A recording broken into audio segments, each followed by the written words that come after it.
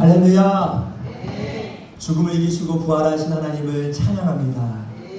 예수님이 우리의 죄를 위하여 십자가에서 죽으시고 죄와 사망의 종노릇할 수밖에 없는 우리를 살려주시기 위하여 대신 죽으시고 그리고 죽음을 이기시고 다시 살아나셨습니다. 오늘 부활의 주님이 이곳에 우리와 함께 하십니다. 할렐루야. 우리 옆에 계신 분하고 인사하겠습니다. 예수님이 부활하셨습니다. 이렇게 인사할까요? 예수님이 살아나십니다. 아멘. 사랑하는 성도 여러분, 바로 오늘 아침 예수님이 우리를 위해 십자가에서 달려 죽으신 이후에 3일째 되는 오늘 부활의 이 아침에 그 새벽에 주님은 죽음을 이기시고 다시 살아나셨습니다. 모든 인류의 역사가 완전히 바뀌게 되었습니다. 그동안 지난날의 우리 모든 인류의 역사는요, 항상 죄로 인해서 죽음으로 가는 역사였습니다. 어떠한 사람도 예외가 없습니다. 한번 죽는 것은 사람에게 정한 것입니다. 다 죽음으로 가는 역사였습니다. 그러나 예수님이 오신 이후에 역사가 바뀌었죠. BC와 AD. 예수님이 오시기 전에 Before Christ. 또 예수님이 오신 이후에 아노 도미네라고 하는데요. 그래서 예수님이 오신 이후에 어떻게 바뀌었습니까? 이제 사망이 끝이 아니라 우리에게는 사망 넘어 영원한 생명이 있고 부활이 있습니다. 할렐루야. 아멘. 사실 이런 죽음의 문화 속에 인류는 항상 두려워했습니다. 예수님이 죽으셨을 때도 예수님의 제자들은 두려워서 방문을 꽁꽁 잠그고 있었습니다. 그러나 부활하신 주님이 그들에게 찾아가셔서 두려워하는 제자들에게 예수님 부활의 몸을 입었기 때문에 이 벽을 뚫고 들어오셨어요. 영광스러운 몸으로 오셔서 뭐라고 하셨냐면 왜 나를 못 믿느냐 이렇게 말씀하지 않으시고 따뜻한 마음과 사랑의 눈빛으로 평강이 있을지어다. 오늘 주님의 평안이 오늘 이곳에 가득하기를 축복합니다. 무서워하고 두려워하는 우리들에게 처음 하신 말씀은 평강입니다. 오늘 예수님은 죽음을 이기시고 부활하셨습니다.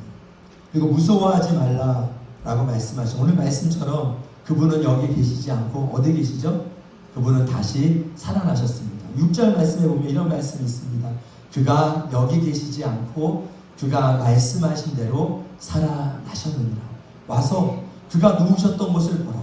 이 무덤은 비어 있습니다. 아멘. 여러분, 부활의 증거는요, 첫 번째는 빈 무덤입니다. 모든 종교의 창시자들마다 무덤이 있습니다. 불교도 석가모니의 무덤이 있고요.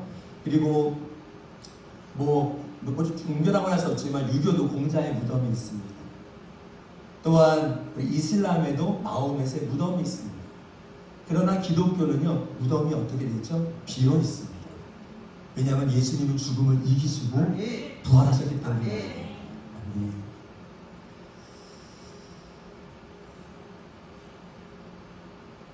사실 이 빈 무덤, 당시 로마의 고초는요, 밤에만 사교회를 했다고 합니다. 두 사람이 함께 이 무덤을 지켰지만 예수님의 죽음을 이기신 이 부활의 능력을 그 어느 누구도 막을 수 없었던 것이죠.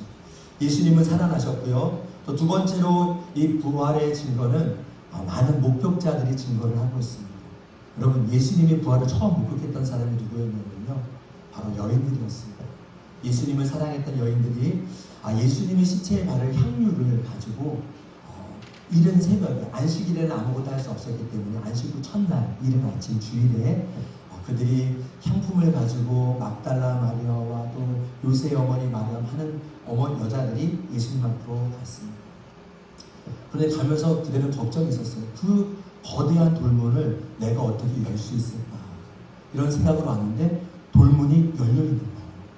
근데 안에 들어갔더니 예수님의 시체는 보이지 않고 예수님의 시신을 쌓았던 세마포만 이렇게 가지런하게 놓여있는 것을 보았습니다. 그때 천사가 나타나서, 아까 우리 영국 보셨잖아요. 천사가 나타나서 예수님이 살아나셨다. 너희가 왜 산자를 죽은 자 가운데서 찾느냐, 이렇게 말씀하셨어요. 그래서 그들은 그 기쁜 소식을 제자들에게 가서 알려주는 첫 번째 증인이 되었습니다. 근데 그리스 철학자 셀수스라는 철학자가 있는데요, 뭐라고 말하냐면 자신은 기독교의 부활을 믿을 수 없다. 왜냐하면 어떻게 여성들이 첫 번째 증인이냐.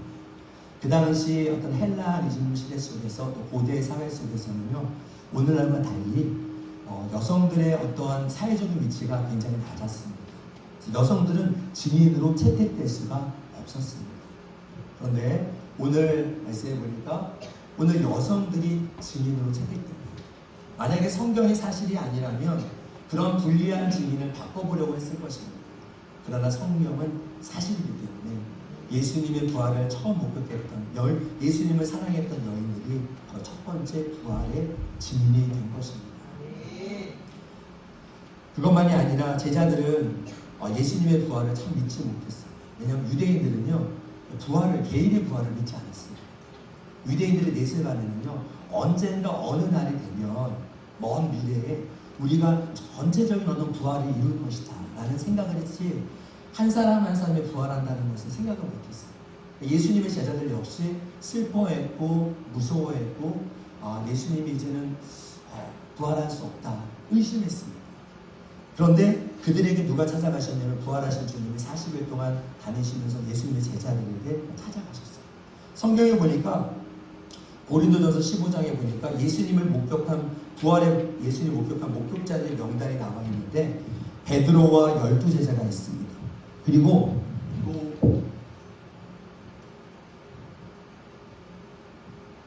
500여 명의 형제들이 있었어요. 그렇게 많은 사람들이 예수님을 일시에 목격을 했는데요. 뭐라고 기록했냐면 사도 바울이 고린도전서를 기록할 때 지금도 예수님의 부활을 목격했던 500명 중에 많은 사람들이 살아있다. 태반이나 살아있다. 부활이 의심하면 가서 확인해라 라고 얘기를 했습니다. 여러분 500명의 사람들이 어떻게 다 부활하신 주님을 다 만날 수 있었습니다. 왜냐하면 부활은 사실이기 때문에 그렇습니다. 만약에 이것이 어떤 환각이다 그랬으면 500명인 사람 중에 막 입이 근질근질해서 아마 죽는 순간에 한 사람이라도 부활은 가짜야 라고 말할 수 있었겠지만 아무도 그렇게 말하지 않고 부활은 사실이야 라고 고백했습니다. 그리고 세 번째로 부활의 증거는요, 바로 변화된 제자들의 삶이었습니다. 예수님을 못 박아라 했을 때 제자들은 다 도망갔습니다. 예수님 저는 주님을 부인하지 않겠다고 했던 수제자 베드로도 예수님을 3번이나 부인하고 심지어 저주하면서까지 예수님을 모른다고 떠났습니다.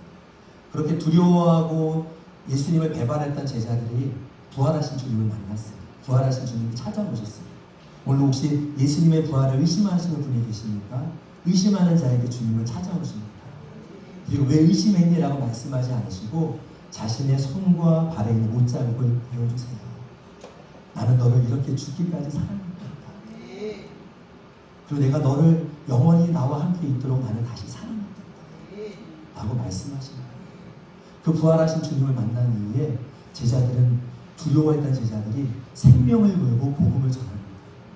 그래서 이제 이 복음이 이 대한민국까지 오게 된 것입니다.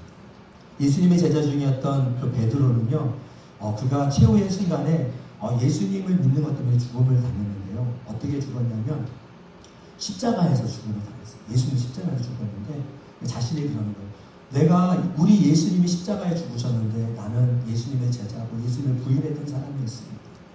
근데 부활하신 주님을 만났는데 정말 주님을 살아계시는데 나는 어떻게 십자가에 주님과 똑같이 죽을 수가 없습니다. 그래서 베드로가 요청을 했어요. 십자가에서 거꾸로 매달려 죽게 해주십시오. 그래서 베드로는 십자가에서 거꾸로서 매달려서 죽었어요. 그 두려움이 많고 겁이 많았던 제자들이 이제는 죽음이 무섭지 않은 거예요. 왜냐하면 예수님의 죽음을 이기시고 부활하셨기 때문에. 이 잠시 받는 이 고통은 영원한 것이 아니기 때문에. 할렐루야. 아멘. 빈 무덤, 무수한 증인의 증언, 제자들의 변화는 예수님의 부활이 사실임을 말씀하고 있습니다. 그렇다면 사랑하는 귀하신 모든 분들, 부활의 주님은 누구에게 나타났을까요? 부활의 주님 먼저 슬퍼하는 여인에게 나타났습니다. 오늘 마음이 슬픈 자들이 있습니까? 슬퍼하는 사람들에게 주님이 나타나셔서 우리의 슬픔 대신 기쁨을 주십니다. 그리고 부활의 주님은 누구에게 나타났습니까? 두려워하는 자들에게 나타났어요. 의심하는 자들에게 나타났어요. 여러분 인생을 살아가는 많은 두려움이 있고 의심이 있지 않습니까? 에밀 브루노도 그런 말을 했더라고요. 세상의 모든 길은 로마로 통하지만 또 인생의 모든 길은 요람에서 무덤까지다. 죽음은 우리를 끊임없이 두렵게 한다라고 말했습니다. 그러나 어떻습니까? 이제 예수님 그 두려워하는 자들에게 나오셔서 두려워하지 말아라. 평강이 있을지. 내가 죽음을 이겼다. 나는 부활의 첫 열매인 것처럼 너는 부활의 나중 열매로 나와 함께 부활할 것이다. 할렐루야. 아멘. 그렇게 주님이 말씀하셨습니다.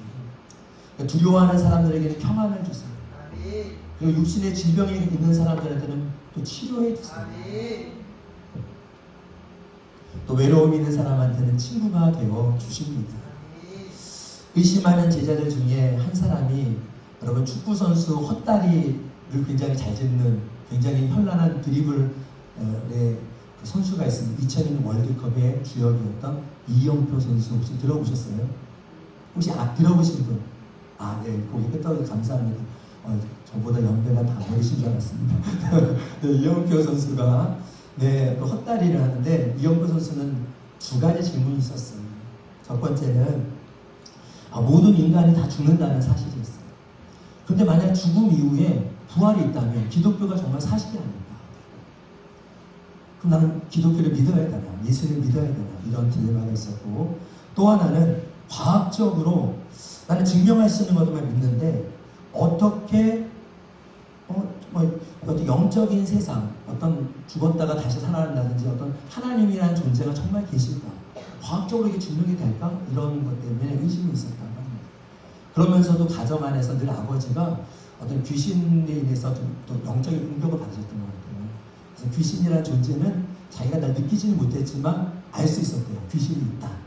그렇다면 귀신이 있다는 것이 한 50% 맞다면 정말 하나님도 50% 살아 계시지 않을까? 이런 생각을 했다고 합니다. 그러한 두 가지 고민 속에서 내가 그러면 예수님을 앞에 나갔고 그리고 예수님을 구주로 고백하게 되어 지금 신실한 집사님이 되었습니다. 할렐루야. 아멘. 그리고 부활의 주님은 누구에게 나타납니까? 우리에게 나타납니다. 오늘 이곳에 앉아 계신 모든 분들은요, 저 멀리 또 미국 아메리카에서 왔네요. 이 아메리카 청년도 있는데 우리 모든 분들은 주님이 보내셨습니다. 부활의 주님이 여러분을 알고 계셨습니다. 창세 전부터 아셨고 여러분의 인생을 알고 계시고 여러분의 DNA를 만드신 분이 하나님 아버지세요. 우연히 만들어주신 분이 아니고요, 우리는 하나님의 목적을 따라 창조된 소중한 분들이십니다.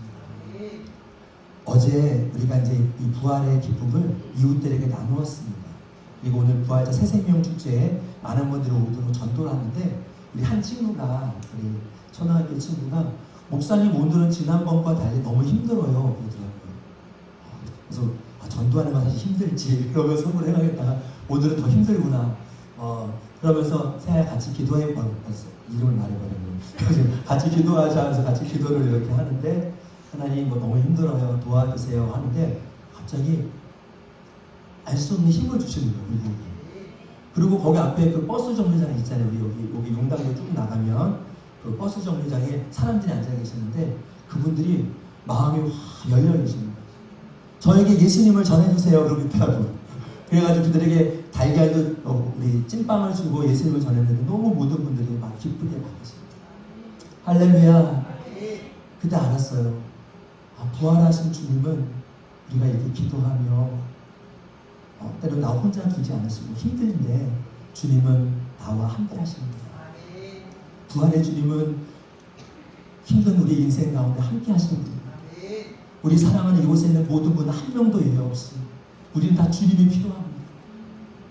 아무리 부유한 사람도 회사의 CEO도 그리고 하나님 아무리 가난한 사람도 다 인생을 죽습니다. 그러나 그것이 끝이 아닙니다.